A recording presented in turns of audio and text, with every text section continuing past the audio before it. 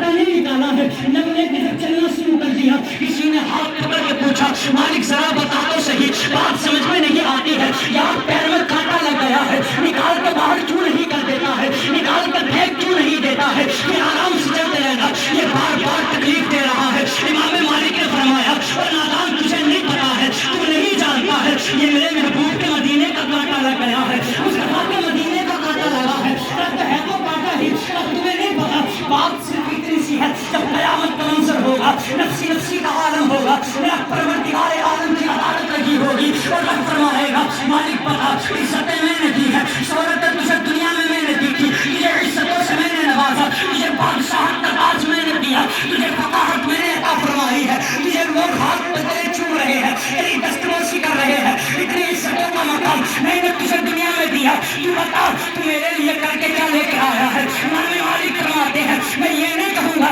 یا اللہ میں نمازیں لے کے آیا ہوں، میں روزے لے کے آیا ہوں، عبادتیں لے کے آیا ہوں، تقویٰ لے کے آیا ہوں، پرہیزگاری لے کے آیا ہوں، بندگی لے کے آیا ہوں۔ امام مالک فرماتے ہیں اور سنو یار میں کانٹا اس لیے نہیں نکال رہا ہوں، جب مرد مجھ سے پوچھے گا مالک بتا میرے لیے کیا لے کے آیا ہے، تو میں رب کی عدالت میں سینہ تان کے کہوں گا یا اللہ اور تو کچھ نہیں لے کے آیا، ایک بار تیرے محبوب کے مدینے گیا تھا، کانٹا پیر میں لگا ہے، اسی کانٹے کو اٹھا کر کے تیری بارگاہ میں لے کے آیا۔ یہ میرے محبوب کا مدینہ ہے۔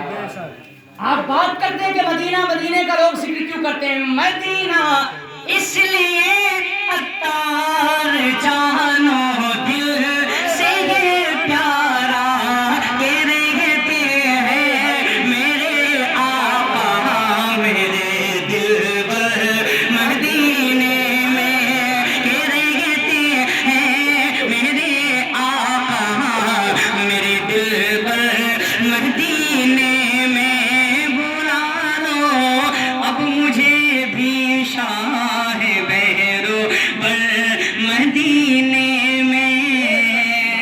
یہ مدینہ میرے حضور کا، بات مدینے کی آئے تو آؤ میں بتاؤں میرے حضور کا شہر مدینہ۔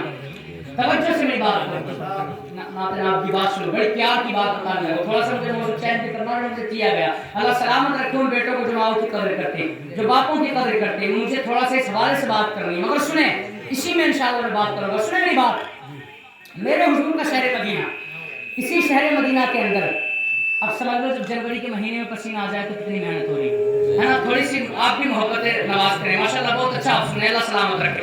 نبی کے مدینے میں ایک 10 سال کی عمر کا بچہ، کتنا؟ 10 سال کا بچہ، آپ جانتے ہیں 10 سال کے بچے کی حیثیت کیا ہوتی ہے، کتنی اوقات ہوتی ہے، سامنے کھڑا کر کے کبھی دیکھیں آپ کو پتا چلے گا 10 سال کے بچے کی حیثیت کیا ہوتی ہے، عمر کیا ہوتی ہے۔ میرے حضور کے مدینے میں بندہ زندگی گزار رہا ہے، 10 سال کی عمر ہے، لیکن سر پہ باپ کا سایہ نہیں ہے، بڑی بات کرنے لگا، سر پہ ماں کا سایہ نہیں ہے، سر پہ بہنوں کا سایہ نہیں ہے، بھائیوں کی محبت کا ہاتھ سر پہ نہیں ہے۔ اسی لیے اگر باپ ہوتا تو پھر تنہا مدینے میں وہ زندگی نہیں گزارتا، باپ کی آغوش میں پلتا، ماں ہوتی ماں کے آنچل میں بیٹھ کے پلتا، مگر باپ کا سایہ سر سے اٹھ گیا، ماں کا اٹھ گیا، اور یہ عجیب داستان ہے دنیا کی کارے۔ میں خوف نہیں کرتا الحمدللہ، میں تو صاف بات کہتا ہوں، میں آئینہ ہوں دکھاؤں گا داؤ چہرے کے، جسے خراب لگے سامنے سے ہٹ جائے، یہ حقیقت بات ہے میرے پیارے۔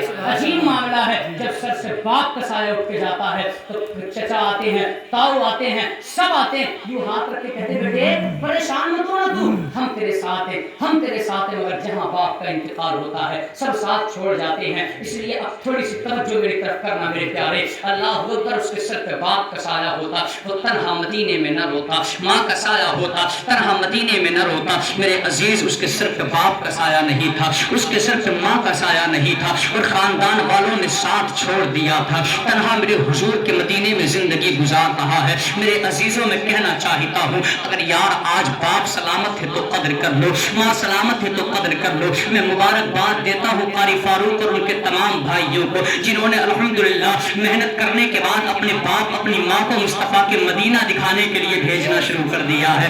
अल्लाह इनकी उम्रों में बरकतें फरमाए। मेरे अजीज़ों याद रखना, ये जब तक माँ बाप सलामत है कदर कर लो। जिस दिन माँ का साया सर से उठ के जाएगा, कोई हाथ थामने वाला ना होगा, कोई सीने लगाने वाला ना होगा। जिस दिन बाप का साया सर से उठ के चला जाएगा, कोई हाथ थामने वाला नहीं होगा। जनाब आज बड़ी आवाम कौम मेरे जवान तबका बड़े प्यार से कह देता है मेरे बाप ने मेरे लिए किया ही क्या है। मैं कहता हूँ यार मुझे बता तो सही, तेरे बाप ने तुझे इतना बड़ा कर दिया है, ये क्या तेरे लिए कम था? तेरे बाप ने तेरा बदन बना दिया है, ये क्या तेरे लिए कम था? ये सफेद दाढ़ी वाले बूढ़े बाप ने तुझे जवानी की दहलीज पे ला के खड़ा कर दिया, ये क्या तेरे लिए कम था? आज मेरी कौम का जवान कहता है सारी जमीन अब्बा बेच के खा गया, मेरे बाप ने मेरे लिए किया ही क्या था? मैंने कहा जालिम तुझे गैरत नहीं आती है, तुझे हया नहीं आती है, तू मर क्यों नहीं जाता है? तुमने बाप के 20 साल के प्यार को ठुकरा दिया है। मुझे पता तो सही यार जिसकी दाढ़ी के बाल सफेद हो गए हो, अल्लाह पर जरा पूछ कभी उस बाप से औलाद की कदर जा करके।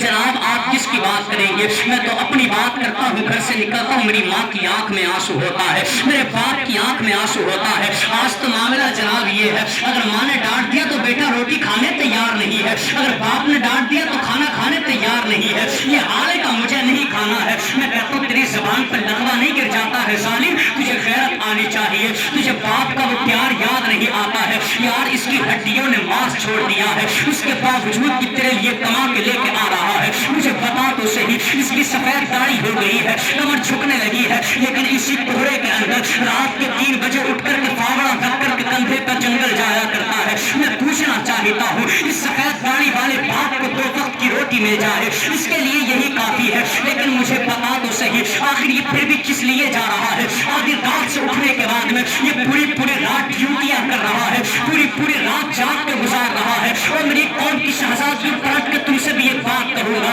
तुम भी